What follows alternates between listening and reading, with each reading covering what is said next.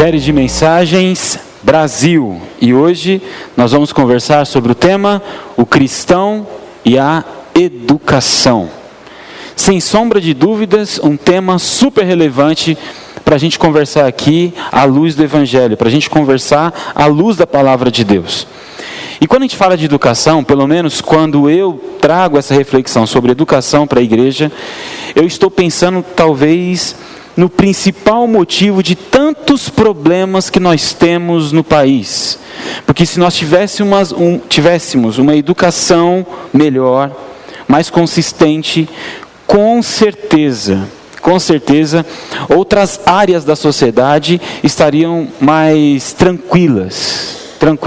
Eu considero esse problema educacional do nosso país talvez a base de todos os problemas que o Brasil enfrenta hoje.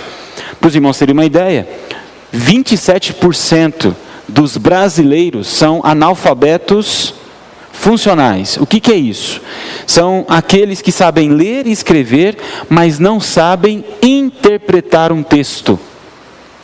Ora, eu sei ler, eu sei escrever, mas não sei interpretar um texto, significa que eu sou uma pessoa muito fácil de ser manipulada. Não é à toa que no campo da religião, nós vemos no nosso país movimentos de manipulação em massa. E às vezes você até se pergunta, né? Mas como é que esse povo está acreditando nisso? Como é que esse povo consegue aceitar esse tipo de orientação? Isso acontece muitas vezes porque não dão conta de interpretar o texto, interpretar a vida, interpretar a existência. Esta é uma falha educacional. Quando você tem uma população que não sabe interpretar, ou parte dessa população no caso, né, que não sabe interpretar, geralmente essa turma copia discurso de mídia. Geralmente essa turma assiste o telejornal sem nenhum filtro e copia a fala do jornalista, copia a reportagem e fica reproduzindo isso no ambiente de trabalho, na escola, no ponto de ônibus. A gente tem que tomar muito cuidado com isso. Por quê? Porque a notícia que chega para nós, ainda mais quando a gente fala de mídia brasileira, a notícia que chega para nós, a gente precisa filtrar e filtrar muito. Nós precisamos interpretar o que chega para nós. Então tome muito cuidado com as notícias que chegam na TV, em sites dos mais variados tipos. Muito cuidado. Precisamos aprender a interpretar o nosso tempo, interpretar o texto da vida. O texto da vida. Então esse dado aí é um dado que chama muito a nossa atenção. Outro dado é que o salário dos professores da rede pública no Brasil são um dos piores do mundo, respeitando aí as devidas proporções de cada nação. Impressionante. Mas aí estava eu fazendo as minhas pesquisas e eu percebi que o maior índice, ou o que os professores nessa relação, nessa pesquisa, mais precisam, mais questionam, mais esperam do governo e da população, não é um aumento de salário. Claro, um reajuste salarial é muito bem-vindo e necessário, mas na pesquisa que o próprio Ministério da Educação fez, o que os professores mais precisam é de ajuda psicológica para alunos que precisam e ajuda da família na disciplina dos alunos na escola. Impressionante. Conversando com alguns professores da rede pública, todos foram unânimes em dizer que, pastor, às vezes a gente consegue dar aula, às vezes a gente consegue passar o conteúdo conforme o currículo, porque na maioria das vezes nós precisamos ser psicólogos dos alunos, precisamos ser pais dos alunos, precisamos ser amigos dos alunos, precisamos ser um monte de coisas, menos professor. Porque o aluno chega com uma falta de estrutura absurda, emocional, psicológica, familiar. E essa semana, e eu acho muito interessante como Deus faz as coisas, né? O Eduardo estava aqui dando o testemunho dele de missões, falando como que Deus foi ajustando as coisas já na reta final para ir para o campo missionário. Essa semana, não é que eu fui convidado para dar uma palestra ou bater um papo com alunos do 5º ano da rede pública de uma determinada escola aqui de Belo Horizonte. Aí fui eu lá, foi quarta-feira passada, fui eu lá e fiquei com eles de 8 às 10h40 da manhã. E aí eu tive um papo com os meninos, depois um papo com as meninas, para tratar dessa questão da sexualidade, e foi uma experiência muito boa. Assim que eu terminei a minha tarefa, a coordenadora da escola chegou para mim e falou assim: você pode voltar? Eu tenho outras demandas aqui. Na verdade, você pegou a parte mais fácil.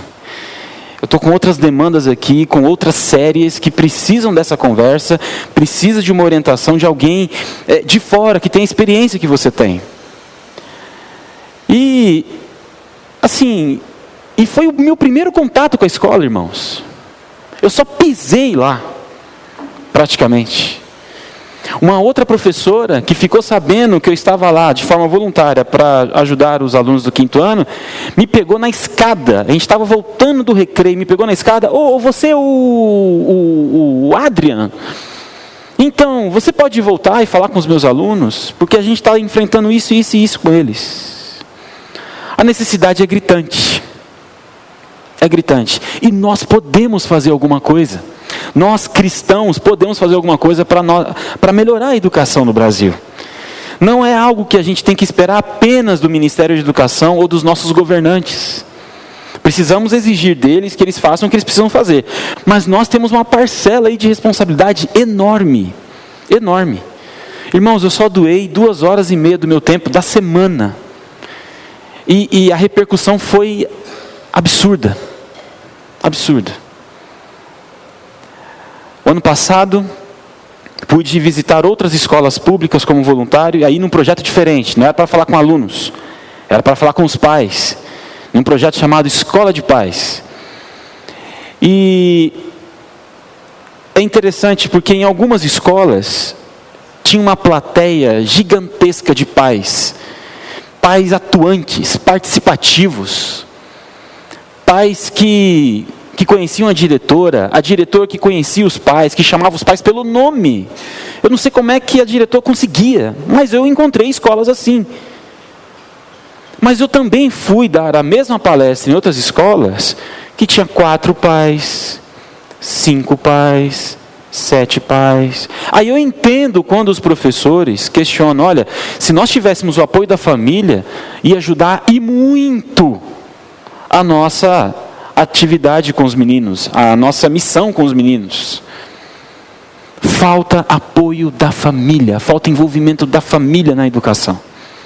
O que muitas vezes acontece, e isso não é eu que digo, são os professores que eu conversei, é que a sensação que dá é que os pais literalmente jogam os filhos lá na escola e a escola tem que dar jeito.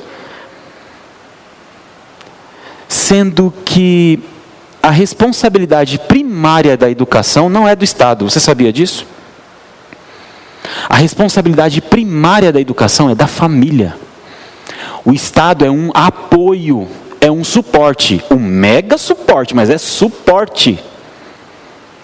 Quando a gente transfere a educação para o Estado, nós estamos anulando a nossa responsabilidade. A responsabilidade primária da educação é da família. É da família. Bom, mas em relação à Bíblia, como é que funciona isso? Como é que é a questão da educação na Bíblia? Se você lê os evangelhos, por exemplo, e esse seria um bom para casa para a semana, leia os evangelhos. Nossa, pastor, os 4 evangelhos é muita coisa, né? Então, leia o evangelho de Marcos, 16 capítulos, é o menor dos evangelhos. Leia lá. E você vai perceber o seguinte: Jesus curou muitas pessoas. Jesus fez muitos milagres. Mas se você colocar na balança os milagres de Jesus e quantas vezes Jesus ensinou, o ensino de Jesus é infinitamente maior em relação aos milagres que ele fez. Jesus, o ministério de Jesus aqui na terra foi marcado pelo ensino, pela boa educação. E aí está uma marca interessante para a gente destacar. Uma outra informação importante sobre educação na Bíblia, como é que a Bíblia encara isso? Não existia escolas formais como nós temos hoje. Então, a família que ensinava a criança a ler e escrever. E qual que era o livro-texto para que essa educação acontecesse? A Torá, o Antigo Testamento. Por isso, quando você lê Deuteronômio 6, você vê a orientação lá de Deus ao povo de Israel, que os pais deveriam escrever em vários lugares da casa a lei, para que os filhos pudessem memorizar. Deveriam carregar pendurado no pescoço trechos da lei, para que as crianças pudessem decorar. Era assim que a criança aprendia a ler e escrever. E aí, quando a criança chegava aos 12 anos, ou ela ia para o campo acadêmico, e qual que é o campo acadêmico da época bíblica? Um sacerdote, um escriba, alguém assim, bem acadêmico, estudioso da época, convidava essa criança de 12 anos para ser um acadêmico. E aí a família tinha que sustentar essa criança, porque ela ia investir o restante da vida dela na educação, no conhecimento. E as outras crianças que não eram convidadas, porque não eram crianças que se destacavam ali no doutrinamento do Antigo Testamento, elas tinham que aprender uma profissão para ajudar no sustento da casa. Então elas aprendiam a ler e escrever, conheciam um pouco da geografia de Israel, a matemática para fazer as contas, para fazer negócio, e a partir dos 12 anos, se não fosse convidado por um grande estudioso, tinha que aprender a profissão da família. Jesus era carpinteiro, não era? Então, Jesus carpinteiro.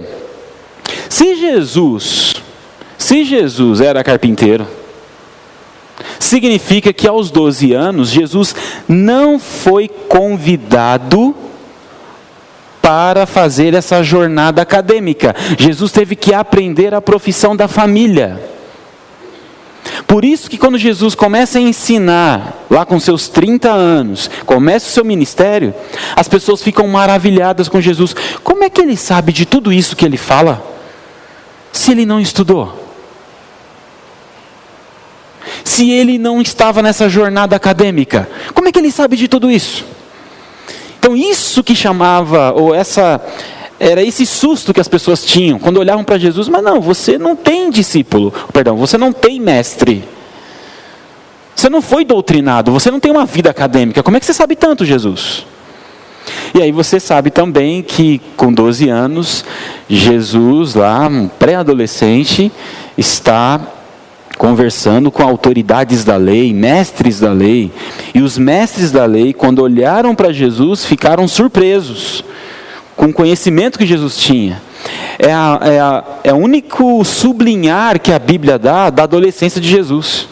A Bíblia fala da infância, assim que Jesus nasce, depois menciona Jesus com 12 anos, ali com os mestres da lei, e logo em seguida é ministério de Jesus com 30 anos.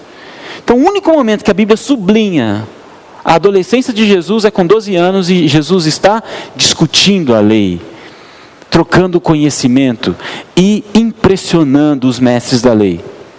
Ou seja, Jesus tinha sido muito bem doutrinado dentro de casa. Quando eu era criança, graças a Deus eu cresci num lar cristão e aprendendo a palavra, eu dizia assim, por isso que Jesus tirava 10, era Jesus. Aí eu ia fazer a prova e eu queria tirar 10 que nem Jesus, porque eu entendi aquele texto de Lucas, que Jesus estava lá com os mestres da lei com 12 anos, e impressionava todo mundo, eu entendi que aquilo era nota 10 da prova. Então eu ia fazer as minhas provas pensando em Jesus, poxa, eu queria ser que nem Jesus e tal. Aí um amigo meu falou assim, cara, é Jesus, cara. Você não está entendendo, é outro nível. Você nunca vai chegar perto de Jesus, é Jesus, cara. E por um bom tempo, irmãos, eu achava que Jesus tinha impressionado os mestres da lei, porque ele era Jesus, Filho de Deus.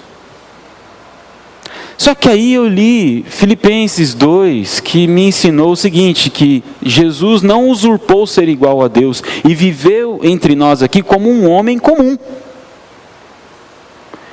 Então, quando eu leio Filipenses 2 e volto para esse texto de Lucas, que fala que Jesus com 12 anos impressionava com seu conhecimento, pensei, entendi. Jesus chegou a esse conhecimento porque ele se dedicou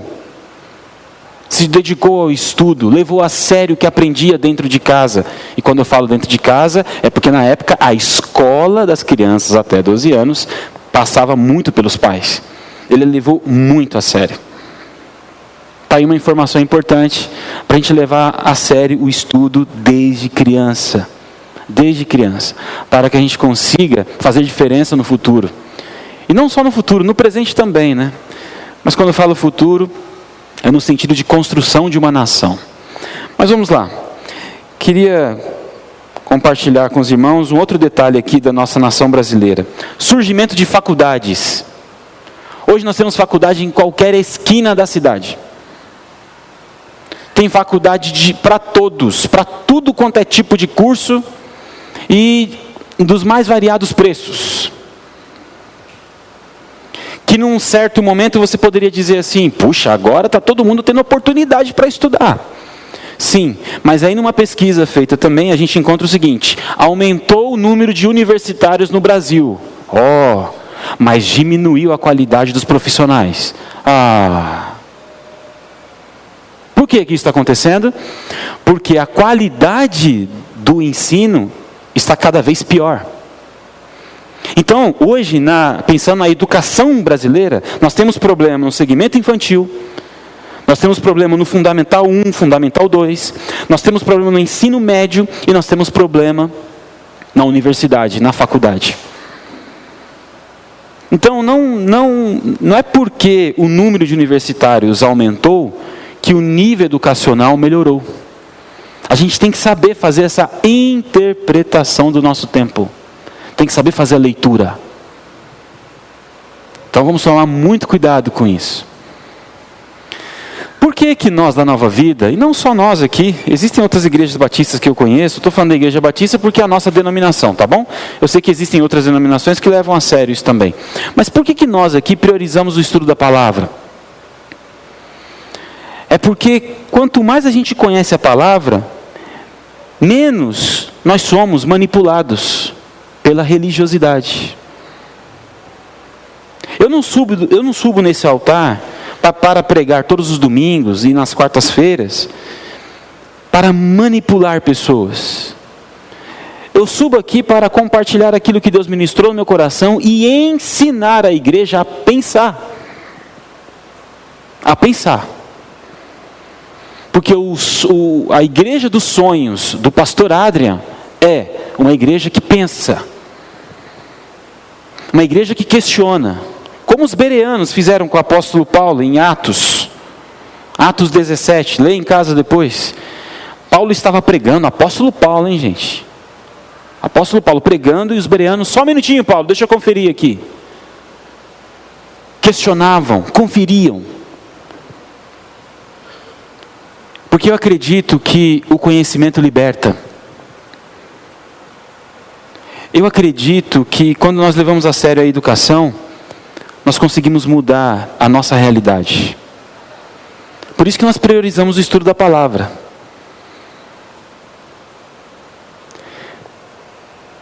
Uma outra informação bíblica. Lembra de Moisés? Moisés cresceu no Egito, né? Os irmãos já conhecem a história, eu vou encurtar aqui, ok? O Moisés cresceu no Egito, no palácio. E o Egito, na época de Moisés, era a referência educacional do planeta. Então, tudo que tinha de conhecimento estava lá no Egito. E Moisés pegou do melhor que tinha no mundo em relação ao conhecimento.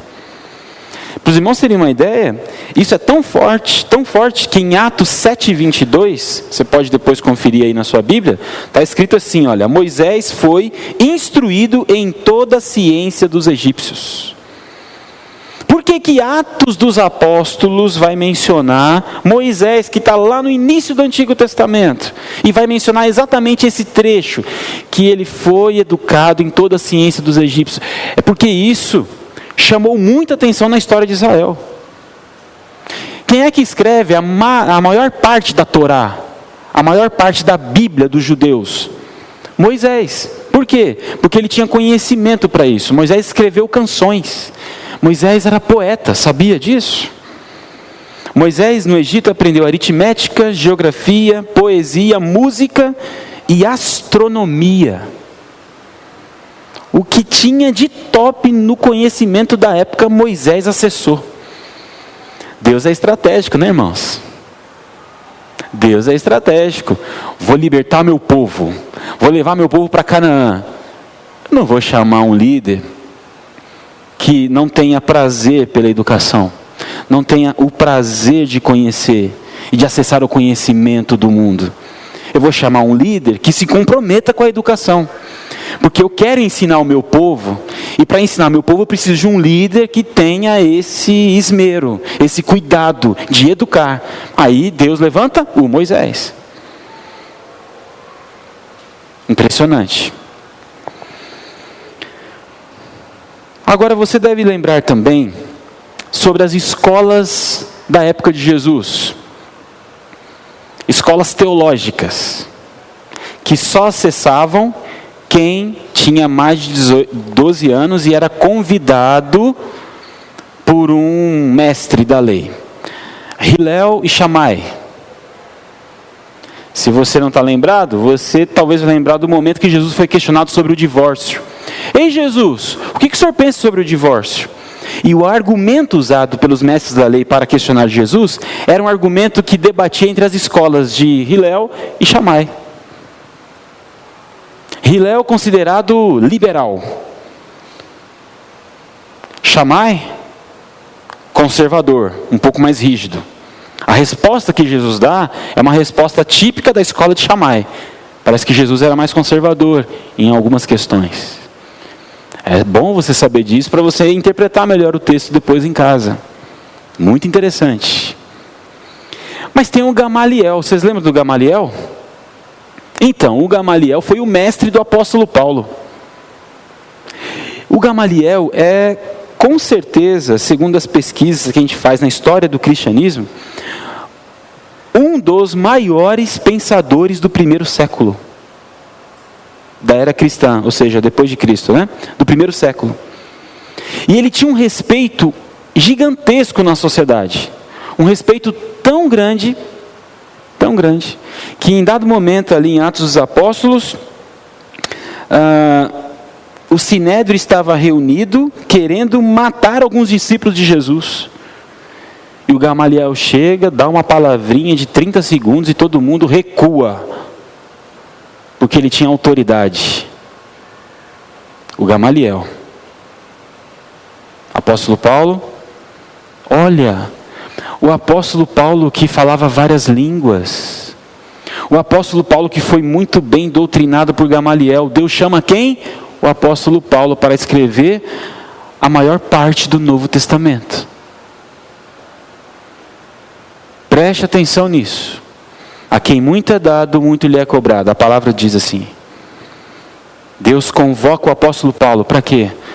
Paulo, eu tenho uma missão para você.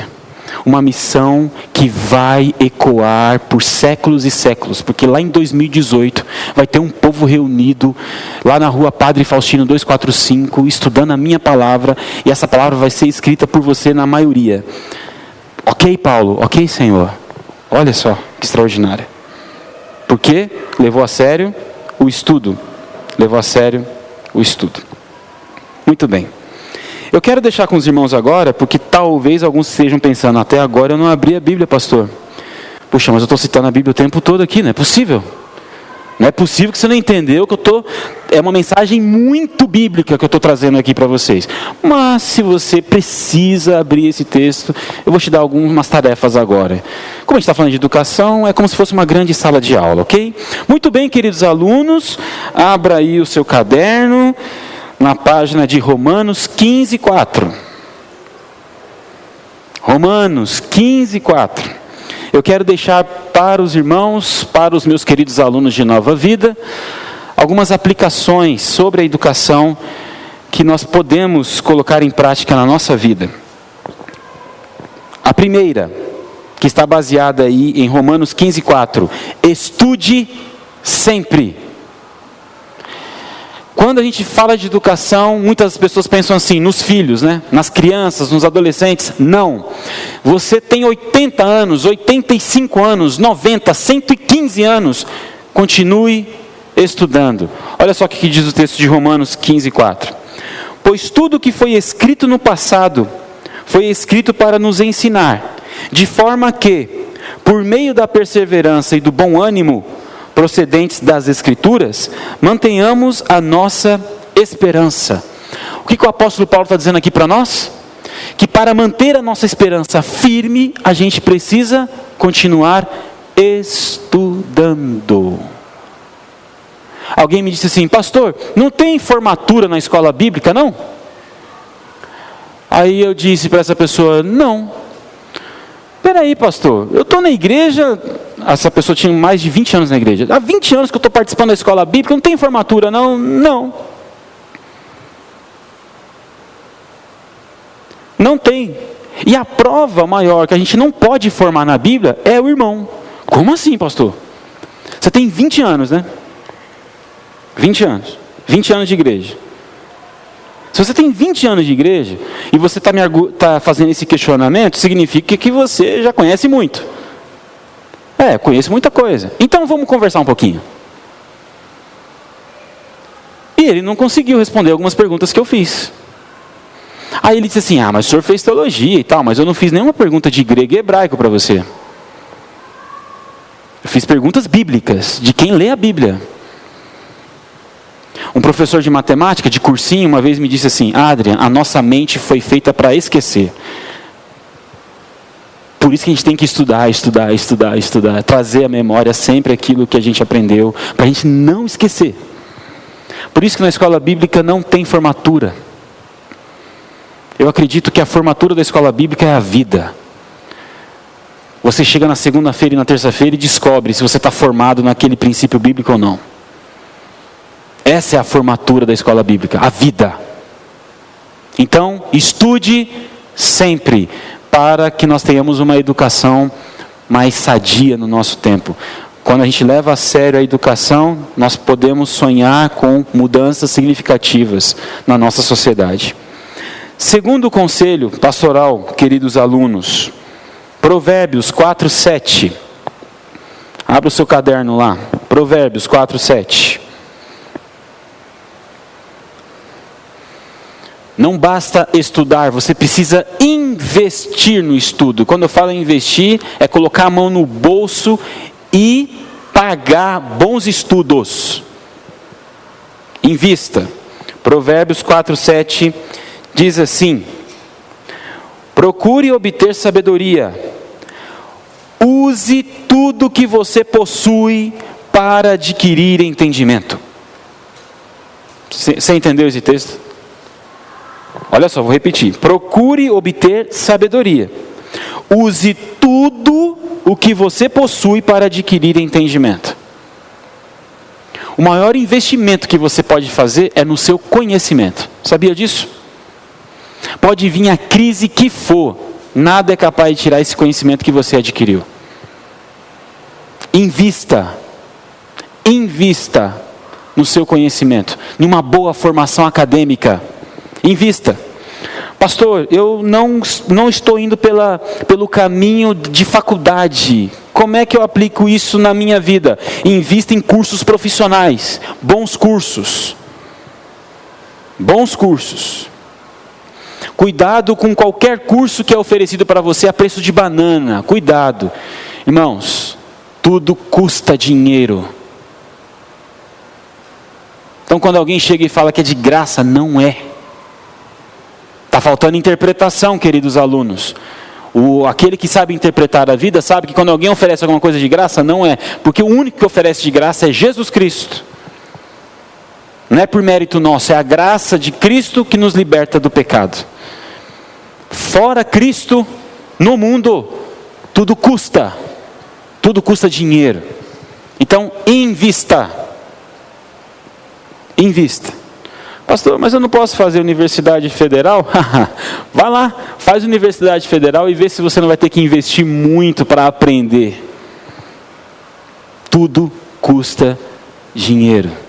Invista. Vai fazer curso técnico? Faça o melhor curso técnico que você puder. Não tenha medo de investir no seu conhecimento. Terceiro conselho. Provérbios 22, versículo 6. Essa daqui vai para os pais e futuros pais. Ou seja, todos nós, né? Ou a maioria de nós. Provérbios 22, 6. O terceiro conselho que eu quero dar. Não transfira a total responsabilidade da educação para o Estado. Eu disse aqui no início que a responsabilidade primária da educação é da família. E olha só o que diz Provérbios 22, 6. Educa a criança no caminho em que deve andar. Até quando envelhecer, não se desviará dele. Gostei da expressão educa. E aqui vai uma dica, irmãos. Quem cria é fazendeiro. Quem educa são os pais. O fazendeiro cria gado. Porque a gente escuta isso, eu estou criando os meus filhos. Não. A gente educa filhos. E cria gado. Está dando para entender isso? Isso é muito importante. Porque existem muitas famílias que a estrutura familiar é criar filhos. Dar de comer, de beber, roupa limpa. Não tinha esse sermão antigamente? Conta paga. Não. Educar é muito mais que isso. Educar é muito mais que isso. Vou aqui confessar para os irmãos algumas limitações educacionais que eu tive. A Elaine, minha esposa, é uma mulher muito inteligente, ela escreve muito bem. E ela sempre me corrige no português. Então, quando eu estou dando alguma palestra, pregando, ou escrevendo alguma coisa, ela sempre tem alguma coisa para corrigir no que eu estou falando, no que eu estou escrevendo. É impressionante. E quando nós nos conhecemos na faculdade de teologia. Com 20 anos de idade, né? Hoje eu estou com 34. Tem 14 anos que eu conheço a Elaine. Aí, chegando na faculdade, eu conversava com ela e tal, e a gente começou a namorar depois de um ano de curso. E ela me assistia, enquanto seminarista, pregar na igreja. Nossa! Meu Deus! Os irmãos estão pegando o filé do pastor Adrien aqui. E ó que alguns, às vezes, eu solto uma expressão, alguns fazem até aquela cara torta, assim, nossa, pastor, tudo errado a conjugação. Então, mas com 20 anos de idade, enquanto seminarista, nossa, era difícil demais. Difícil demais. Por quê? Porque eu não levei a sério parte da minha educação. E eu lido agora com um público exigente. Deus me convoca para liderar pessoas que pensam, pessoas que são críticas, glória a Deus por isso. Mas é um dever meu me policiar e me cuidar na educação, na minha educação, para que eu consiga evoluir. Então, eu não estou dizendo que Deus só usa quem fala de forma perfeita. Eu não estou dizendo isso não. Eu só estou dizendo que conforme o tempo passa e a responsabilidade vai aumentando, é dever meu cuidar do meu conhecimento. Crescer, evoluir na área educacional, é dever meu.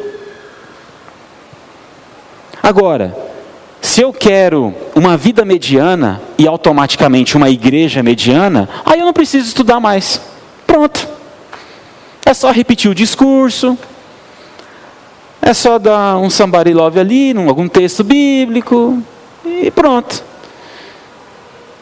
Então, se eu quero ver uma igreja exigente, cada vez mais exigente, cada vez mais pensante, é dever meu como líder dessa igreja, cuidar do meu conhecimento. Então, irmãos, quando a gente quer crescer, a gente precisa estudar. Não dá para crescer sem estudar. Não dá. Não dá.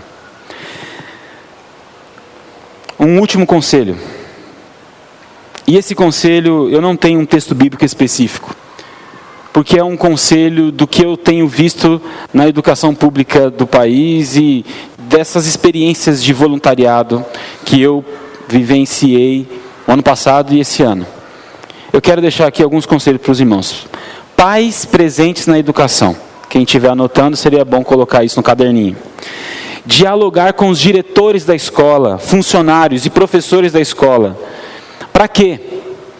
Para que vocês, pais, possam mostrar para os líderes da escola, para os funcionários da escola, qual que é a realidade do bairro onde a escola está inserida. Porque às vezes o bairro tem uma carência que nenhum outro bairro, uma outra escola, não tem. Então não é simplesmente o menino chegar lá na escola, seguir o currículo, bater o sinal, volta para casa. A escola tem uma responsabilidade social de atender as demandas da comunidade. Em uma dessas palestras que eu fui dar e ministrar, uma diretora chegou e falou assim: Adrian, tem como você dar essa ênfase na sua palestra? Porque a minha comunidade tem essa carência. Aí eu fui em outra escola, em um outro bairro, a diretora falou outra coisa. Adrian, eu preciso dessa outra ênfase aqui, porque a minha comunidade é diferente daquela que você foi. Perfeito! Agora, como que a diretora sabe disso? Como que o diretor sabe disso? É porque existe um diálogo com a sociedade, com os moradores de bairro, com os pais. Então esse é um outro conselho que eu queria dar para vocês. Dialogar com a escola. Cobrar boa gestão dos diretores da escola. Vocês acreditam que nessas pesquisas que eu fiz, não falta recurso?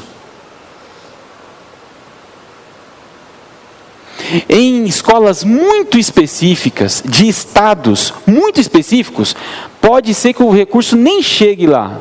Mas, na verdade chega, né? Mas é desviado. Mas a questão não é o recurso. A maioria do problema é a falta de gestão.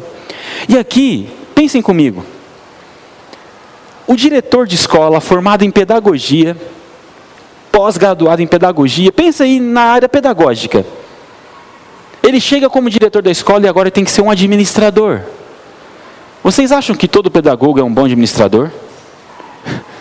Temos alguns pedagogos aqui e eles estão balançando a cabeça. Não, pastor. Não. Então, às vezes, é exigido desse líder, desse diretor, algo que ele não tem nem muita habilidade. Ele precisa de suporte. E quem é que dá esse suporte, muitas vezes? Alguns professores e a comunidade. Ô, senhor diretor, tem essa demanda aqui, o que o senhor acha? Vamos fazer? Não vamos fazer. É agora ou não? Parceria. Mas dá trabalho, né, irmãos? A gente considera o serviço público como uma prestação de serviço, que a gente não precisa se responsabilizar com nada. A gente só entrega o menino na escola, não é assim? Misericórdia. É serviço público. Nós somos o serviço público. É público. E para concluir, ficar atento ao material de ensino, ou ficar atento às aulas que os professores estão ministrando aos seus filhos. E aqui eu quero sublinhar e colocar um pisca-pisca gigantesco. Tem alguns professores, eu sou defensor dos professores, gente. Fui professor por 10 anos, sou defensor. Mas eu sei também que existem professores que pregam suas ideologias contra os princípios que nós acreditamos. E é dever dos pais verificar, e aí filho, como é que foi a aula hoje? O que o professor ensinou? O que a professora ensinou? O que o tiozinho ensinou? O que a tiazinha ensinou? Porque às vezes o professor, eu estou falando tiozinho e tiazinha, é porque às vezes isso acontece no segmento infantil. É sério. É sério. Conversava um tempo atrás com uma mãe que ficou horrorizada,